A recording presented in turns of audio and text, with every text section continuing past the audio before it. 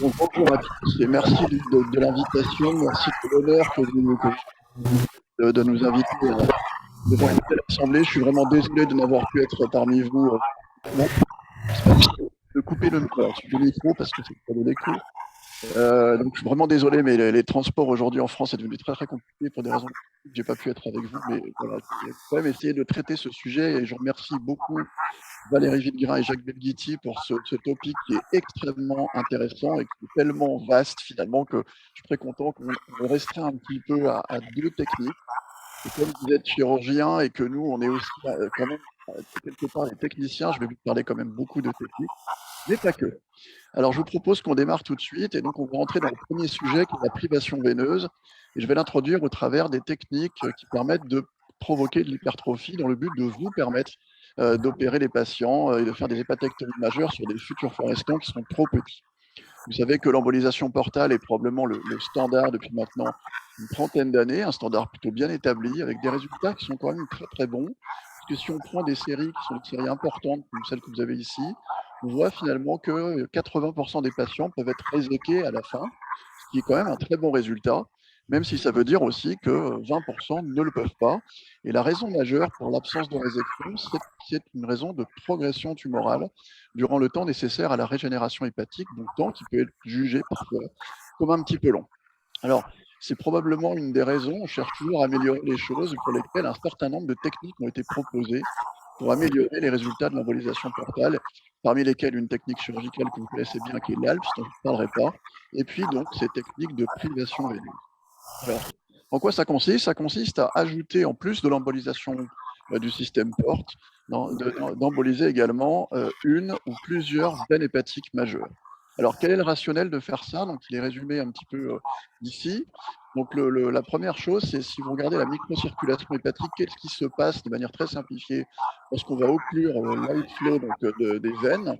Eh bien, on va toujours, bien sûr, l'apport artériel qui arrive dans un sinus fluide qui se dilate. Et comme il n'y a plus de sortie par voie sous-hépatique, bien la sortie va s'effectuer par le système porte et on va avoir en fait un flux porte inversé. Et ça peut être intéressant dans des contextes particuliers, comme lorsque l'embolisation portale est incomplète, on espère voir le moins souvent possible, ou lorsqu'elle est trop proximale, avec la possibilité d'avoir des anastomies porte-au-porte. Finalement, en bouchant une veine sous-hépatique, eh ben, on va en quelque sorte rattraper tout ça et renverser le flux porte. Là où ça peut être aussi très intéressant, c'est pour le segment 4, qui est un segment qui mériterait des jours et des jours de congrès, qui est intéressant parce qu'une partie de son drainage se fait par la veine hépatique moyenne, et donc on sait qu'on est assez peu enclin à emboliser les veines du segment 4 porte, parce qu'elles sont nombreuses, parce qu'elles sont fines, parce qu'il y a un risque d'embolisation de la branche portale gauche, et donc qui empêcherait toute chirurgie ultérieure. Et ça peut être intéressant d'utiliser cette voie-là, c'est-à-dire d'aller boucher une veine sous-hépatique, notamment la moyenne, ce qui va là aussi renverser le flux porte, en tout cas d'une partie du segment 4, et apporter un bénéfice. Et c'est probablement plus simple techniquement. Ça, c'est la première chose. La deuxième chose, c'est plutôt dans les plus classiques, la partie du foie qui est déportalisée, parce qu'on a déjà embolisé le système porte. Si on ajoute une embolisation sous-hépatique, ben là, ce qui va se passer, c'est que du fait de la balance artério-porte, le flux artériel va se réduire, parce qu'il n'y a plus de sortie, en tout cas la sortie est beaucoup moins évidente. Il va se réduire, mais il ne va pas être supprimé. Et ça, c'est intéressant puisque les voies biliaires ont besoin bien sûr de l'apport artériel pour persister et ne pas être en ischémie. Donc, il va y avoir une réduction du débit artériel, mais pas de suppression. Donc pas de dommage biliaire. En tout cas, aucun dommage biliaire n'a jamais été rapporté ni observé actuellement, contrairement aux embolisations artérielles qui étaient proposées pendant un moment. Mais ce qui est intéressant, c'est que dans le foie embolisé, donc il y a déjà une embolisation du système porte, le fait de réduire le flux artériel va lui causer encore plus de dommages. Et ces dommages augmentés vont entraîner, en tout cas on l'espère, une régénération plus importante. Alors, comment ça marche en pratique? Comment on fait cette technique? On va se lancer. Voilà, donc ce n'est pas la bonne, mais je vais revenir en arrière. Voilà, donc là, on commence par ponctionner une veine hépatique. Ici, la veine hépatique droite, c'est une technique que l'on fait volontiers complètement par voie transhépatique. Donc, on pacifie cette veine hépatique droite, puis on va introduire un petit microvide à l'intérieur en sécurité. Parce qu'on va s'occuper ensuite du système porte. Donc, on ponctionne le système porte. On utilise des guidages maintenant 3D. Vous voyez, on a ce type d'image qui nous aide beaucoup. On injecte. un mélange de cyanoacrylate, donc en gros c'est de la super-glue 3, mais pour la médecine, et on le mélange à du liquidol, ce qui fait que c'est radio-opaque. Vous voyez qu'avec un guidage 3D, cette embolisation portale, elle est réalisée en quelques minutes. C'est extrêmement simple et vous observez toujours ce petit guide ici dans la veine hépatique droite qui va dans l'oreillette. Vous utilisez ensuite ce guide pour mettre en place un introducteur dans la veine hépatique, et dans cet introducteur, on va développer un plug qui est un treillis en éthanol qui va emboliser la partie proximale de la veine hépatique. Alors, on cède de l'échographie, et c'est très important parce qu'il faut vous laisser de la place. Donc, on voit très bien le plug, on voit très bien la veine cave, et donc on doit vous laisser ici de la place pour les pinces automatiques, parce que lorsque vous allez faire l'hépatectomie, il ne faut pas vous gêner, et ces treillis en éthanol sont extrêmement durs à couper. Donc, on n'ôte plus comme ça la partie proximale de la veine sous-hépatique. Mais ce qui est important à comprendre, c'est que ça ne suffit pas. Et ça, vous le savez très très bien, se développent très très vite des anastomoses intersus-hépatiques. On en a un bel exemple ici, on en a un autre là. Quelque chose qu'on connaît bien dans les syndromes de Budd-Chiari. Et donc, évidemment, si on ne fait qu'une occlusion proximale, très vite, le sang va trouver une voie de collatéralisation, et ça n'a donc strictement aucun intérêt. La raison pour laquelle on va ajouter à ce plug qui est positionné dans la veine hépatique, on va également ajouter un agent liquide, donc toujours du cyanoacrylate, de la colle, que l'on va injecter en amont de la veine. Vous voyez ici tous les branches de la veine hépatique droite dans ce cas. Et on va le faire très très vite après la dépose du plug, de sorte que les collatérales ne se développent pas ou très très peu, et qu'on puisse tout occlure avant qu'elles soient développées. Ça, on l'a également décrit avec non pas une seule veine, mais deux veines hépatiques majeures, la moyenne et la droite. On a de temps en temps des cas comme ça un peu particuliers, puisque l'anatomie est éminemment variable, où ici vous avez l'introducteur pour faire l'embolisation portale. Ce patient avait deux veines hépatiques droites principales, il avait une veine hépatique moyenne, il avait une veine accessoire inférieure droite, et on a embolisé, selon cette technique, l'ensemble du réseau veineux. Lorsqu'on fait une IRM à J1, on se rend compte qu'il y a en rouge ici, c'est le système porte. Tout est bouffé dans le système porte. Et ce que vous avez en bleu, c'est toutes les veines hépatiques et les vaisseaux qui en dépendent, qui est également bouché, d'où le nom de privation veineuse. Cette technique, lorsqu'on l'applique, en particulier en embolisant la veine porte, mais aussi les deux veines hépatiques principales, donne des hypertrophies qui sont extrêmement impressionnantes, qui sont presque aussi impressionnantes que ce qui est rapporté dans le ALPS. Mais vous savez que le volume, c'est bien, mais la fonction, c'est mieux. Et lorsqu'on regarde ce qui se passe avec des techniques de scintigraphie lamellophénine, si au départ, la fonction dans le foie est complètement homogène, dès que l'on va faire quelque chose, et en particulier ces techniques, on voit que la fonction dans le foie droit va se déporter dans le foie gauche. Donc on voit des gains fonctionnels qui sont majeurs dès J7, donc très très tôt après ce type d'embolisation. Dans l'expérience, au départ de l'expérience, on a eu une seule complication, qui était vraiment une complication un peu inattendue. C'était une très très grande fatigue, vraiment une très grande fatigue difficile à manager. Et on a compris assez vite qu'en fait, il y avait une telle demande énergétique de ces techniques qui causent tellement de régénération que si le patient n'était pas supplémenté avec des polyvitamines et du phosphore notamment, qui est à la base de l'ATP et donc de l'énergie, avec des doses qui sont majeures, eh bien, on avait des hypophosphorémies et des hypovitaminoses qui expliquaient probablement la fatigue. Et depuis qu'on les supplémente, on n'observe plus ce type d'effet secondaire. Les techniques se sont développées dans des centres indépendants, et il y a un certain nombre de publications dans la littérature. Vous voyez que les résultats sont tous dans le même sens, c'est-à-dire que la privation veineuse donne plus de volumique que l'embolisation portale dans à peu près toutes les séries, mais en mentionnant que toutes ces séries sont rétrospectives. En termes de fonction, il y a une seule série publiée actuellement. Cette série montre que vous avez l'embolisation portale en bleu. On a fait des scintigraphies tous les 7 jours, et on voit que le gain fonctionnel après embolisation portale se fait comme ceci. Le gain fonctionnel après privation veineuse est nettement plus important dès J7. Et ce qui est assez impressionnant, c'est ce chiffre de un peu plus de 50%. Il est impressionnant parce que quand on le rapporte même à la résection, finalement, la résection, quand vous en faites une, c'est un très bon modèle de régénération. La régénération se fait très très vite. Et vous voyez que l'équipe de Lille a publié ses résultats avec la même technique, au même point temporel, et montre que finalement, après une résection, on a entre guillemets que 40% de gains à J7, là où avec cette technique, on a un peu plus de 50%. Donc en tout cas, on a une technique qui donne pour le moment des gains fonctionnels à J7 qui sont sans précédent. Alors bien sûr, ce sont des séries rétrospectives, il faut être prudent. On est sur des foies non cirrhotiques, même si l'expérience qu'on a sur la cirrhose donne des chiffres qui sont à peu près comparables de manière étonnante. Alors bien sûr, tout ça, ça suffit pas. Il faut un essai randomisé. Il y en a un en cours, il y en a un autre qui va se monter à l'international qui compare le standard, l'embolisation portale, à la privation veineuse. Un essai français avec une douzaine de centres. Et actuellement, 72% des patients sont inclus. On attend les résultats, bien sûr, pour utiliser cette technique en routine. Donc ça, c'était le premier sujet que je voulais vous traiter un peu rapidement. Et le deuxième est celui de la thrombosport chronique, qui est un sujet peut-être encore plus intéressant. Alors, vous savez qu'on distingue la thrombosport non pas aiguë, on l'appelle maintenant récente, de la thrombosport chronique. Quand il y a un cavernome, en gros, c'est une thrombosport chronique. Les données générales, vous les connaissez extrêmement bien. Il y a en gros, en dehors de la cirrhose, qui est une grande pourvoyeuse quand même de thrombosport, et en particulier chronique, il y a tous les problèmes de syndrome myéloprolifératif divers, un certain nombre de facteurs locaux, dont les pancréatites et la chirurgie. Et puis, il n'y a pas de cause dans un nombre de cas substantiels, probablement parce qu'on ne les connaît pas encore, on ne l'a pas encore trouvé, mais voilà, il y a des bilans qui doivent être exhaustifs dans ce sens. Et ce qu'on va discuter un peu, c'est la thrombosport chronique ici.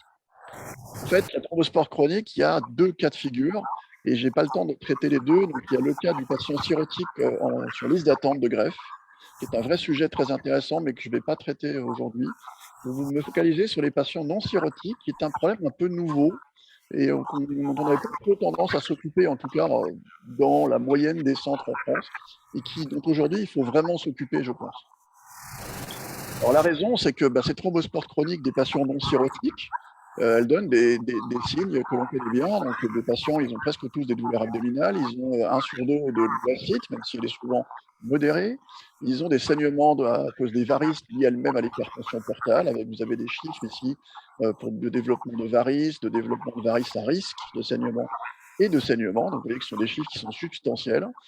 Il y a de temps en temps des problèmes d'hypersplénisme qui peuvent être ennuyeux. Et puis il y a le grand problème de la cholangiopathie portale qui est problématique chez certains patients. La cholangiopathie portale, elle est le fait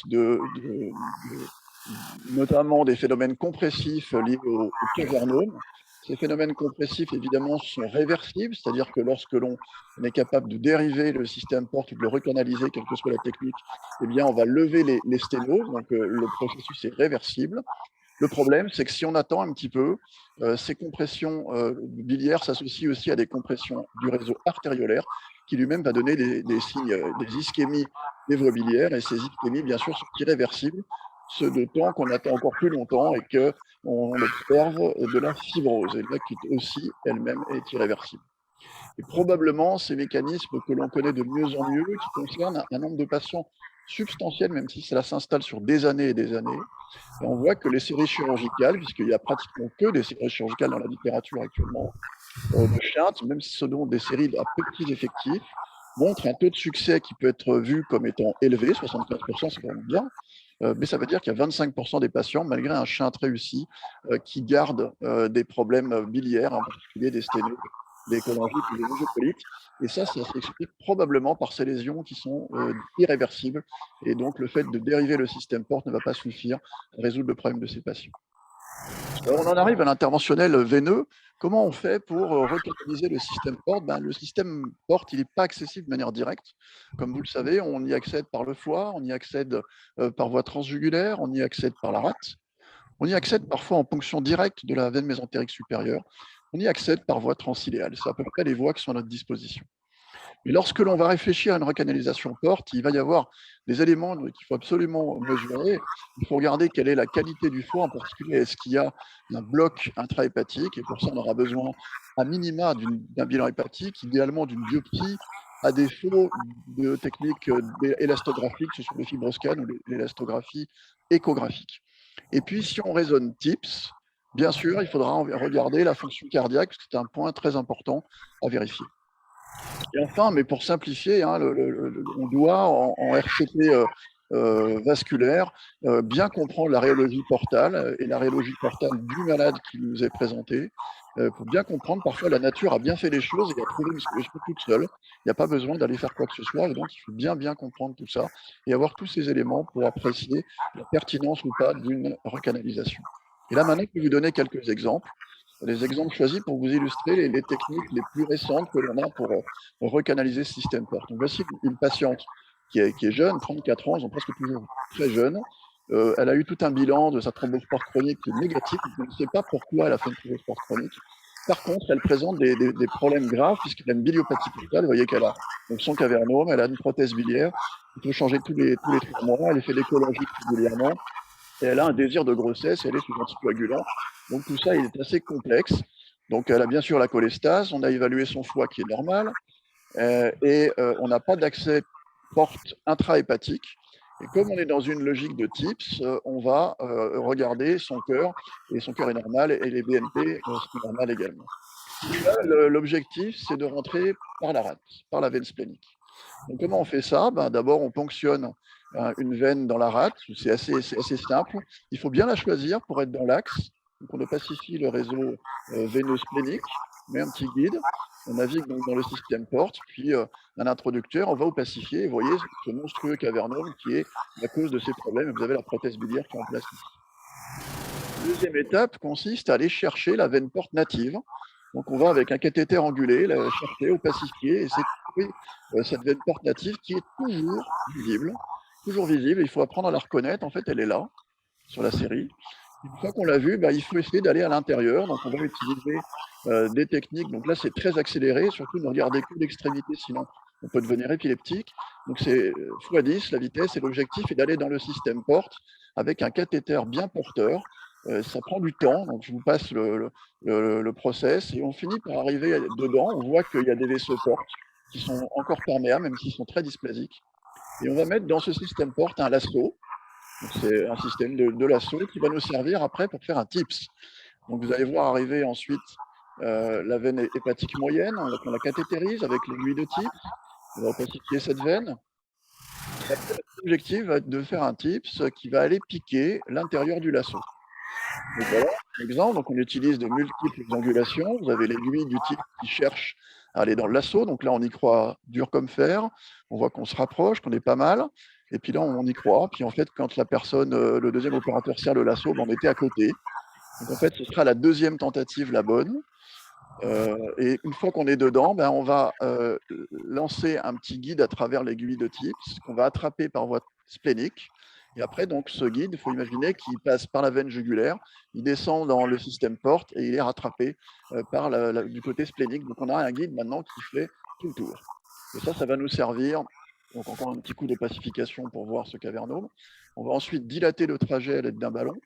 On voit les empreintes liées à la pénétration dans le foie et liées au système porte lui-même. Et puis ensuite, on va stenter et mettre en place ce TIPS entre la veine hépatique moyenne et le système porte. Donc ce qui permet donc de diminuer les pressions dans le système porte. On dilate bien entendu le trajet. Donc, ceci est terminé. Vous voyez qu'il y a presque plus de cavernome. Ce n'est pas tout à fait vrai. Il reste ici une veine supraduodénale qu'on a laissée perméable, parce qu'en fait, elle a une qualité, c'est qu'elle apporte quand même un certain degré de portalisation au foie. Donc le TIPS déportalise le foie, mais ce cavernome qui reste ouvert, et le flux est un peu volé par le TIPS. On espère qu'il va être moins compressif et il garde une certaine forme de portalisation. On voit les vaisseaux portes ici se pacifier. Après, il reste le problème de l'accès. Donc on embolise à l'aide de coil l'accès splénique, bien sûr, pour qu'il n'y ait pas de saignement, ce qui pose aucun problème. On voit le résultat. Donc ça, c'était avant. La prothèse, le cavernome. Ça, c'est après, avec le TIPS en place. On a enlevé la prothèse. Cette patiente, en enlevant la prothèse, elle n'a pas du tout fait de cholestase, aucun symptôme. Et vous appréciez, ça c'est le scanner fait avant la pose de prothèse biliaire. Vous voyez que le système porte, il est comprimé à tous les niveaux. Il est comprimé en bas, il est comprimé au milieu, il est comprimé en intrahépatique. Et après, donc vous avez le début du TIPS qui est posé, la prothèse biliaire qui a été enlevée. Vous voyez qu'il y a encore du cavernome qu'on a laissé volontairement ouvert. Mais le système biliaire, lui, il semble nettement mieux. Il descend jusqu'à la région intrapancréatique sans difficulté. qui explique qu'elle n'est pas faite de cholestase. Et la bonne nouvelle, c'est qu'elle a pu tomber enceinte et elle est actuellement à 7 mois de grossesse sans complications. Alors, cette technique a été décrite par l'équipe de Chicago. Ils en ont fait un article très récemment pour montrer quels sont les résultats. On voit qu'ils sont très très bons, puisque quand on donne à 2 hépatologues, on leur demande si ça a amélioré les choses. Dans 90% des cas ou presque, on a amélioré les symptômes du patient.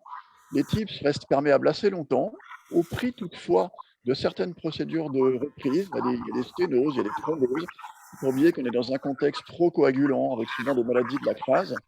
Et ce qui est très intéressant, par contre, c'est qu'il n'y a pratiquement jamais d'encéphalopathie, contrairement aux patients cirrhotiques. Vous savez que les cirrhotiques, quand on fait un TIPS, on a 30-40% d'encéphalopathie. Là, c'est vraiment exceptionnel chez ces patients qui sont non cirrhotiques.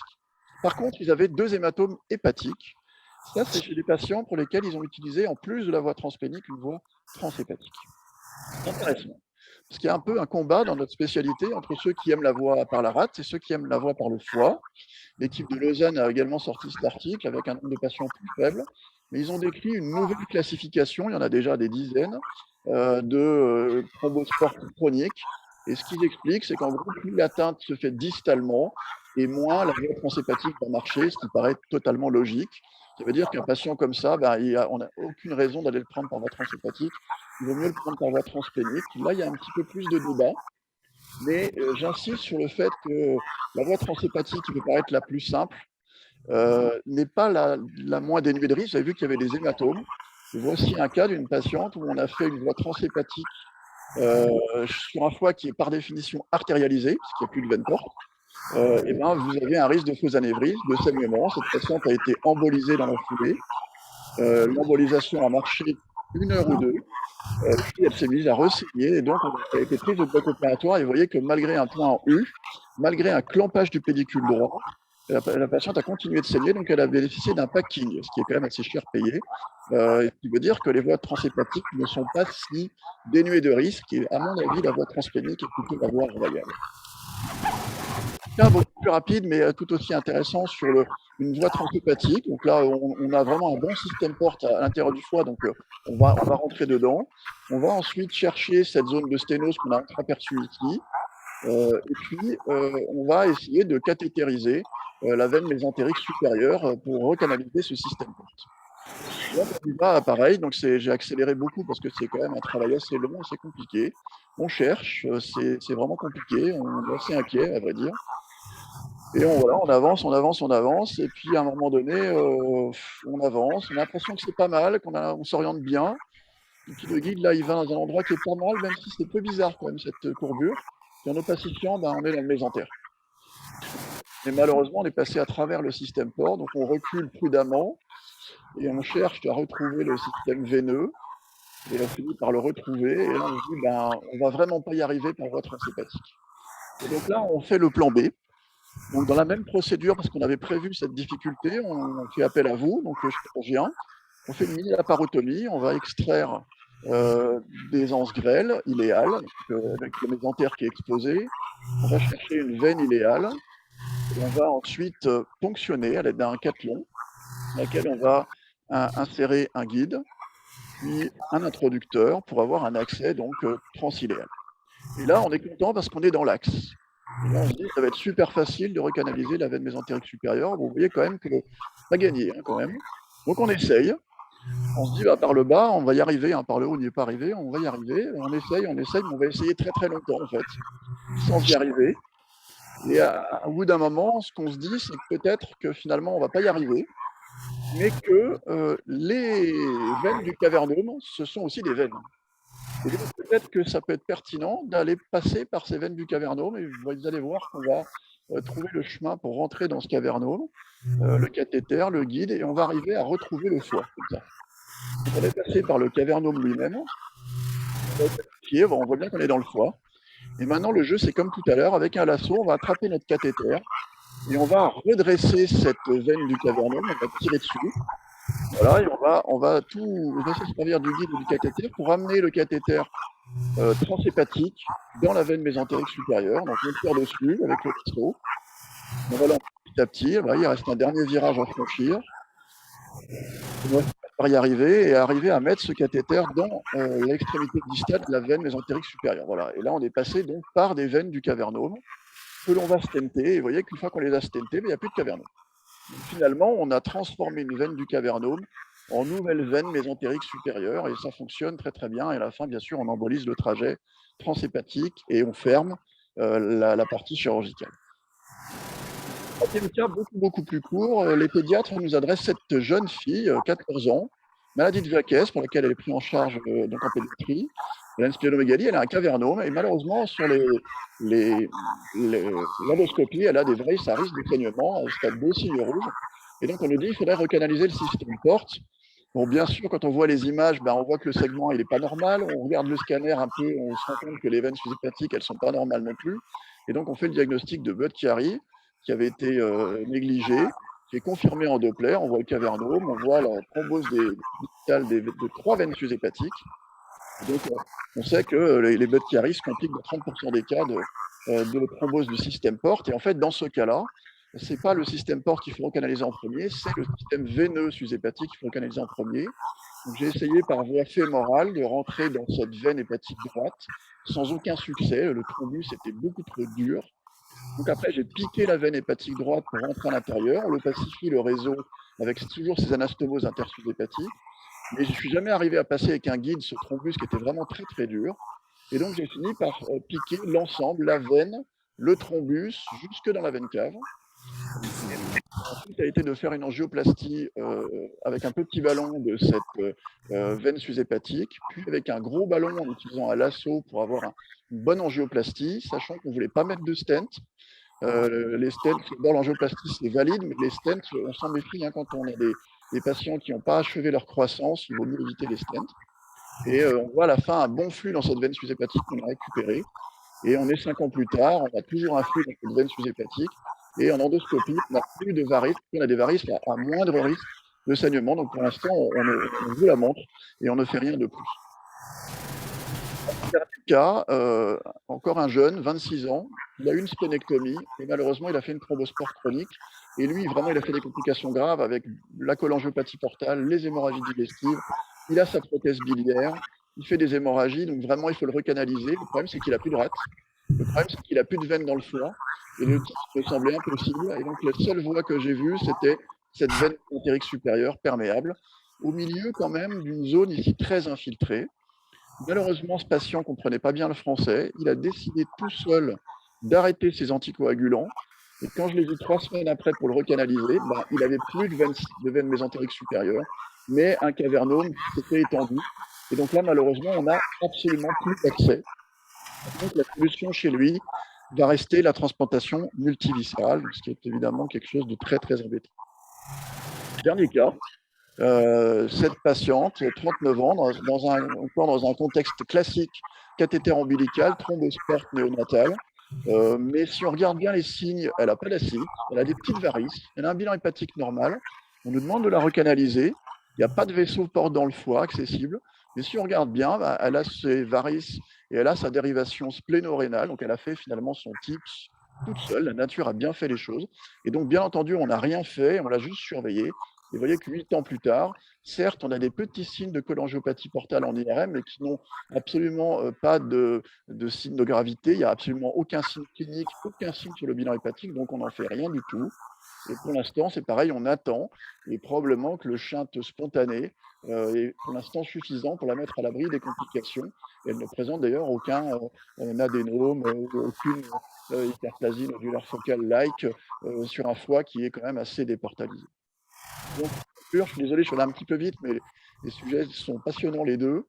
La privation veineuse donne des gains volumiques du futur foie restant qui est très importante, plus importante que l'embolisation portale dans des séries rétrospectives. Les gains fonctionnels pour l'instant sont inégalés, mais là aussi sur les séries rétrospectives, donc on a besoin des essais randomisés pour avancer sur cette technique qui sont prometteuses. Le deuxième point qui me semble très important, c'est que tout cavernome porte doit bénéficier d'un avis multidisciplinaire hépato, chirurgical et radiologique interventionnel, en particulier chez les patients non cirrhotiques. Il faut arrêter de les regarder, ces cavernomes, ça peut poser vraiment des problèmes. Il y a des solutions, mais il faut savoir les utiliser à bon escient. Et enfin, La recanalisation est donc, comme je vous l'ai montré, presque toujours possible techniquement. Elle va normaliser les pressions. Elle rétablit très souvent un flux physiologique. J'ai mis souvent, parce qu'évidemment, un TIPS, ce n'est pas un flux physiologique tout à fait. Le problème, et ça répondra ou ça rebondira sur un des commentaires de Jacques Benedicti au début, ça nécessite des opérateurs entraînés. Dans un service, il y a quand même pas un nombre de patients énorme. On ne peut pas être 15 à faire des techniques comme ça. Il faut un ou deux maximum, et ça va évidemment impacter le fait que l'on puisse la réaliser sur tout le territoire, ce qui n'est à mon avis pas encore le cas. Voilà, je vous remercie de votre attention.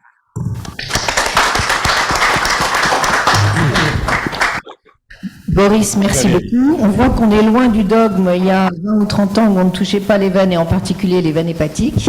Merci beaucoup. On ouvre aux questions. Est-ce que vous avez des questions les uns les autres? Moi, j'ai une question concernant le délai pour les premiers cas sur la embolisation portale, pré-hépatectomie pour préparer le patient.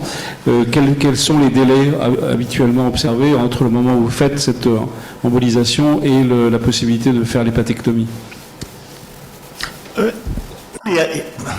Je rebondis sur ta question parce que je crois qu'elle est...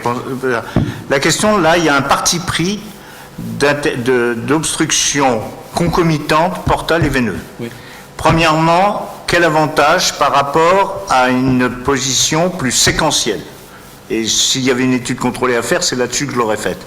Et la deuxième question, c'est parce que Albert Claude a raison, la deuxième question, c'est dans quelle mesure ça pourrait accélérer ou précipiter l'intervention?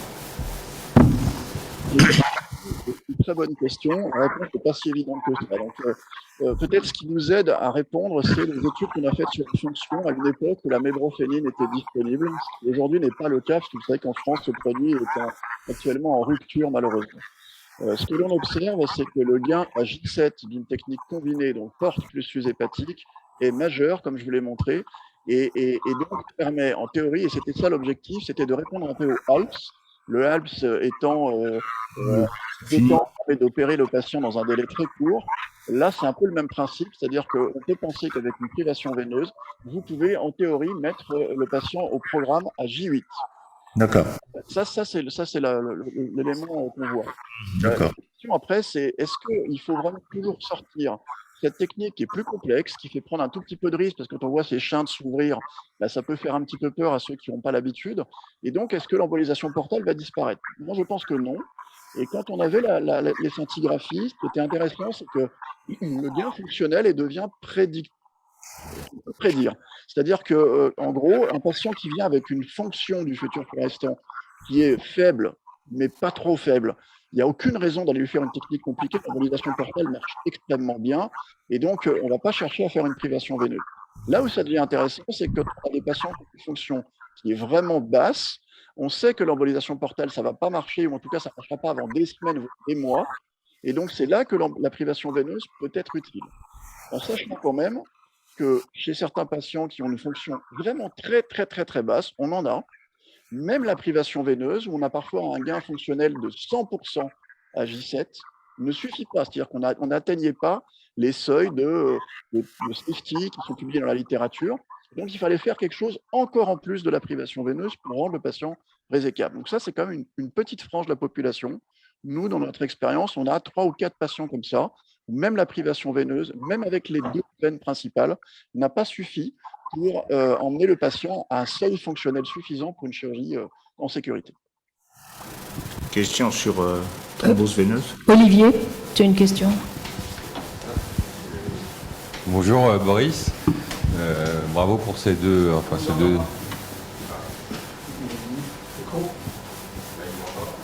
Non. Attends. Bonjour Boris, tu m'entends? Très bien, ouais, salut Olivier. Bon, merci pour ce topo avec ces deux sujets. Donc j'ai une question pour chacun des sujets. L'une assez ancienne, on fait la déprivation veineuse pour les cirrhotiques, ou on n'en fait toujours pas, ou voilà. Une très, très bonne question. Le problème qu'on s'est posé longtemps, c'est que quand même, en faisant une occlusion du système veiно-hépatique, on va augmenter l'hypertension portale. Et donc, on a très peur, chez les cirrhotiques, d'ajouter à l'embolisation portale, qui elle-même augmente la pression porte, on a eu peur de l'augmenter encore plus et d'avoir des problèmes, et notamment des risques de saignement après ce type de préparation.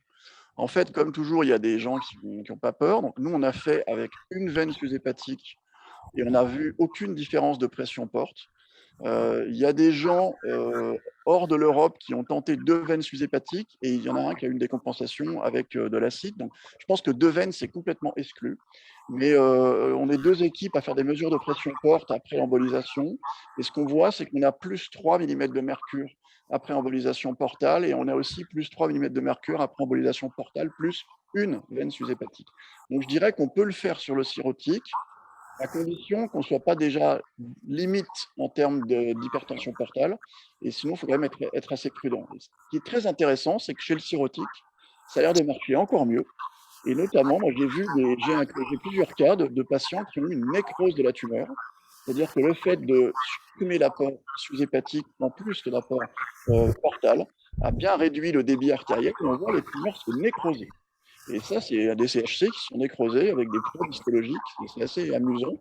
Donc je pense que chez le cirrhotique, ça peut être intéressant, mais avec prudence chez les patients comme une HTP, et plutôt une seule veine que 2, où là, moi, je n'oserais pas.